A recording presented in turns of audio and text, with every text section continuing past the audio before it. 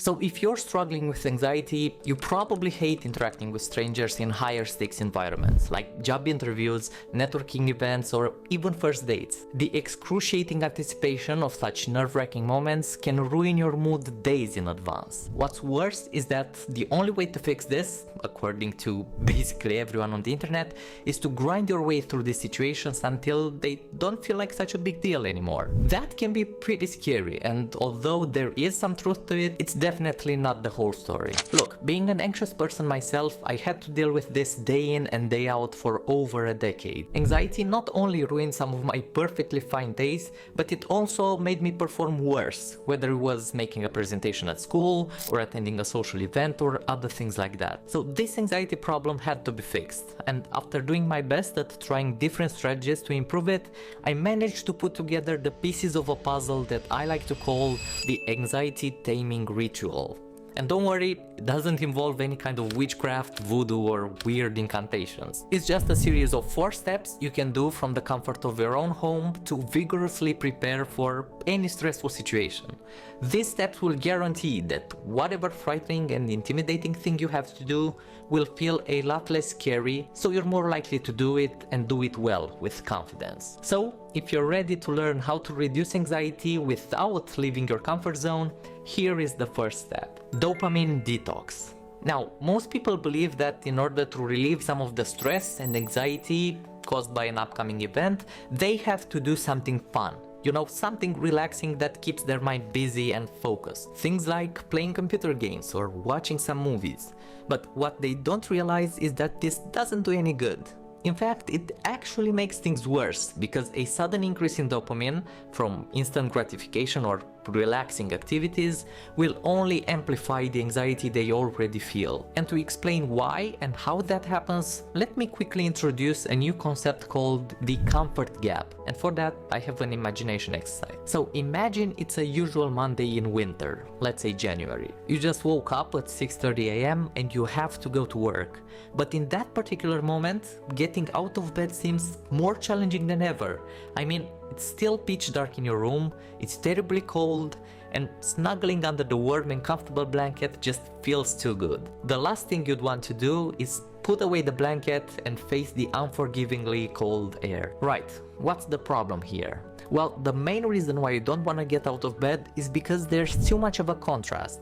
A contrast between how comfortable your current situation is, staying under the blanket where it's warm and cozy, and how uncomfortable the thing that you have to do is, facing the cold to go to work. I like to call this contrast the comfort gap, and we'll use it to explain why artificially increasing your dopamine levels before attending an important event will make you even more anxious than you already were. So, for example, let's say you had a job interview at 1 p.m., right? The worst thing you could do in this situation, besides being late for the interview probably, is to spend your entire morning playing computer games or watching movies. Although this might seem like relaxation, you know, unwinding a little bit before the actual interview, doing them will undoubtedly skyrocket your anxiety. Because what you essentially do by playing the games or watching the movies is you make the circumstances of not dealing with the interview too comfortable and too attractive. You know, it feels so good watching Netflix at home compared to that awful interview thing. Basically, you've increased the comfort gap. So naturally, you'll feel more anxiety, more discomfort, and more resistance towards the interview. That being said, the solution is pretty simple. Keep the comfort gap as small or as narrow as possible. And the easiest way to do that is to stay away from instant gratification activities until the actual frightening thing that you have to do. This will not only reduce anxiety, but also keep your mind sharp and clear, ready to perform at the highest capacity. The second step towards reducing anxiety from the comfort of your own home is journaling, a very specific way of journaling which I'm gonna get into in just a moment. But first, let's quickly understand what anxiety actually means or represents. You know, if we were to zoom out and give it a simple and clear definition, what would that be? Well, I'd say it's the combination between fear of the unknown and the lack of confidence. Basically, not knowing what's gonna happen next and not trusting yourself to deal with it on the spot. And here, let me highlight a situation you've definitely been through before. If you're an anxious person, you'll 100% relate to this example. So think about the difference between texting someone and talking with them on the phone. If you had to talk to someone who you don't know very well, let's say you're a barber or hairstylist, which method would you choose? Would you call them? Or would you rather text them? Which would feel more comfortable? Well, I'm pretty sure it's texting, because you have all the time in the world to read the message and formulate a response. Whereas in a phone call, you don't really have that luxury. Everything happens live, in real time, you know? And that's scary precisely because of the fear of the unknown. You don't know what they're gonna say or ask you, and all you can think of is, what if I don't know how to respond? Or what if I blank out and make a fool out of myself? Right? That's anxiety. So now that we know what the problem is, let's get into the specific way you can use journaling to solve it. How to diminish that anxiety in advance so you're more comfortable and confident in dealing with the situation. Well, here's how you can start. First, ask yourself, what's the worst that can happen? So if we consider the job interview example, ask yourself, what's the worst thing that can happen during the interview? And then write down every catastrophic scenario you can think of. Like, they'll ask me a question that I won't know how to answer, or they'll think I'm not good enough for the job. Now this part is very, very important, because it serves a critical purpose, and that is to eliminate the fear of the unknown. Basically, after listing all of the bad scenarios that could possibly happen, there's no more mystery. The only thing left to worry about is how to avoid those scenarios. So next, write down some of the ways in which you can prevent these things from happening. For example, do a quick Google search and write down the most common or the most popular questions interviewers ask, and think about how you could answer them. You know, prepare as much as you can so you minimize the chances of being caught off guard. 20 minutes of preparation can do wonders to your confidence in any situation. Now, after coming up with solutions to prevent all of the catastrophic scenarios you listed in the journal, a big chunk of anxiety will already be gone. But we can go even further, because what I want you to do next is imagine and describe in detail how the interview is gonna go. Like, experience the whole process in your mind and write down every step that you'll have to take.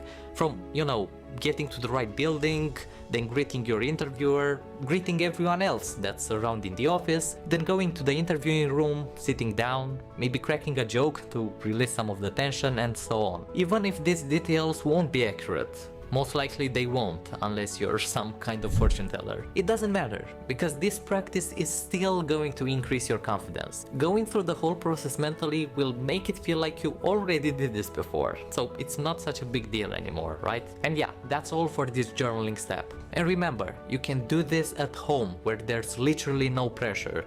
And trust me, when the real thing's gonna happen, it will make a huge difference. The third step is to do some social warm-up. And the reason for that is because most anxiety-inducing activities involve other people in some way, shape or form. So naturally, greasing the wheels of your internal social mechanism is gonna help you adjust faster and perform better in whatever interaction you go through. It also makes it less scary or intimidating. And here's how this helped me. I'm a programmer, right? I code for a living. What I realized is that after literally every intense coding session I have, it's like I forget how to talk properly. My speaking skills are instantly downgraded to those of a 10-year-old, as I find myself stuttering a lot and being incoherent and things like that, which is pretty frustrating. That's why I often need a short adjustment period before I can function socially. To make a comparison, consider this. Just like a car's engine needs some time to cool down after a long drive, your brain needs a moment to adjust to the social scene after you've been zoned out for too long, whether you are deeply focused on work or simply relaxing, like watching movies. Your brain needs some time and warm up to get back in the social mood. And that you can do by simply having a few conversations with your friends and family. It doesn't even have to be strangers, although that would be very helpful as well. So keep this in mind. To reduce the anxiety and mental overwhelm caused by an upcoming event, where there will be people you don't know very well, do some warm-up beforehand to get in the flow. socially, you know? Alright, and the last step for this video is to make sure you're fully rested and energized. To be honest, this is a big thing for me, because when I'm tired and kinda low of energy, I find it very difficult to be positive and optimistic, and I'm not sure why. I guess being pessimistic and negative and stuff requires much less energy. And you know, when you're not that confident and you expect the worst, of course you're gonna feel more anxious. Also, feelings aside, being tired also affects performance. I mean, it's natural that when you're depleted of energy, you're gonna feel less capable of handling things. That's why, for example, I avoid dealing with important problems or making big decisions in that circumstance. I usually have to force myself not to worry about those issues until I get to have a nap or, I don't know, recharge my batteries in some other way. So yeah, the thing here is to prioritize resting if you have an important event coming up. It really doesn't matter how much you prepare beforehand. If you're super tired and you find it difficult to concentrate, you won't perform well. Trust me, I've been there many times. So if there's something you should remember from this step, it's that there's no better preparation than having a clear and rested mind. It truly does make a huge difference. So these were the 4 steps of the anxiety-taming ritual, which you can do at home. If we were to put them on a timeline, you know, in chronological order, it would look something like this. First, make sure you're fully rested and energized for the day. And you do that by having a good night's sleep, then taking a cold shower or drinking some caffeine or whatever method you prefer for gaining some energy. Next, make sure you do a dopamine detox until the big event, because you want to keep that comfort gap as small as possible. At the same time, use journaling to get rid of the fear of the unknown and increase your confidence. And lastly, do some social warm-up to get in the mood of talking with people and overall just being more social. That's all there is to it. So if you enjoyed the content, make sure you like the video and subscribe to the channel because it helps me a lot. Thanks for staying until the end, and I'm gonna see you in the next one. Bye bye!